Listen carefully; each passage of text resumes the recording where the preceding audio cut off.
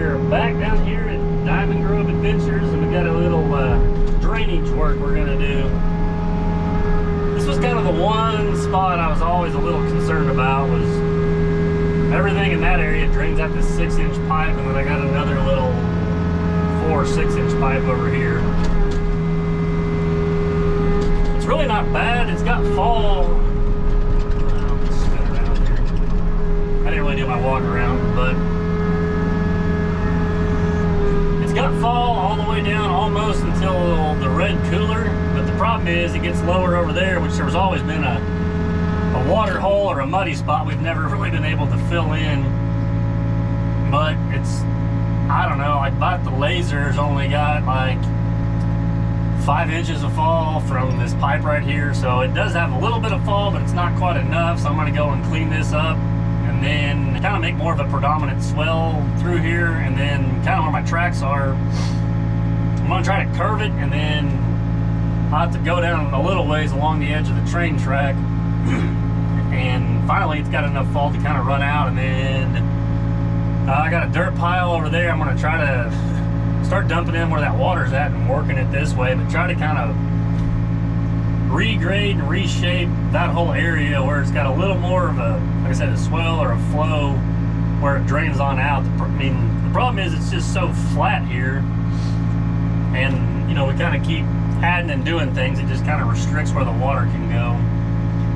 And then we got some water standing at the end of the big slide over there, which is crazy. I almost think it's just the groundwater and stuff in here, and where the kids come out and hit the ground, because it's wet underneath the slide right there at the end of it, and then about 6 feet this way.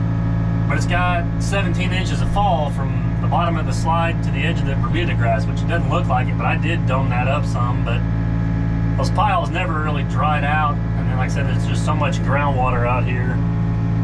They may just be working it up as they go in and out of it. So I'm going to put like a little, I guess maybe like a French drain, dig a little pit, put clean rock in it, then run that 4-inch corrugated line out to the edge with clean rock and fabric, then try to put the sod back and maybe get that to kind of drain into this swell that I'm putting in. But I'm starting with the 260. I got Dad's loader here, but I think I can do a little less damage because it's still extremely wet, as you can tell. This is just where that tilt grading bucket would come in handy. I may actually look at trying to buy one of those for this machine this year, since I don't really have like any major equipment purchases that I know of yet. I think I would benefit more from a tilt grading bucket on this machine probably than I would the 2150, for right now anyway.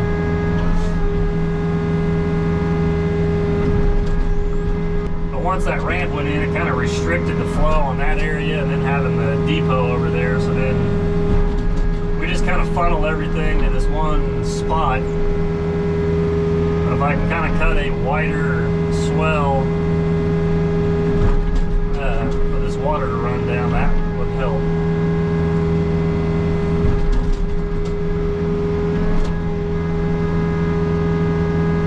Trying to take out just as little as I can, because there's not a ton of fall on this property. So the deeper I go with it here, the deeper it's got to be at that other end, or the further I got to go.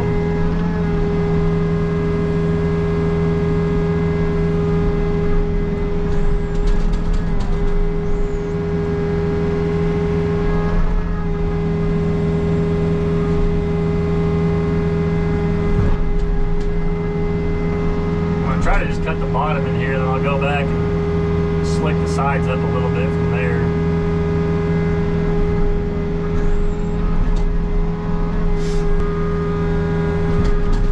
So yeah, we will just kind of keep carrying on. I get down there that end, we'll have to do a little more cutting and shaping on that, and we'll pick it back up then.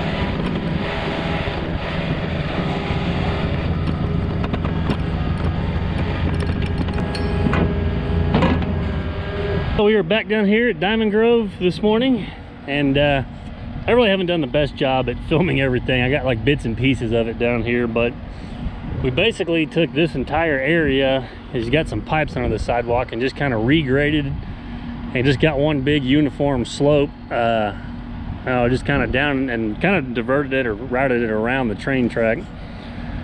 And then we dug in front of these pipes. I don't know if I went over this or not, but these hills were so saturated and stuff when we put them in here that there's still just water and stuff running out around the pipes.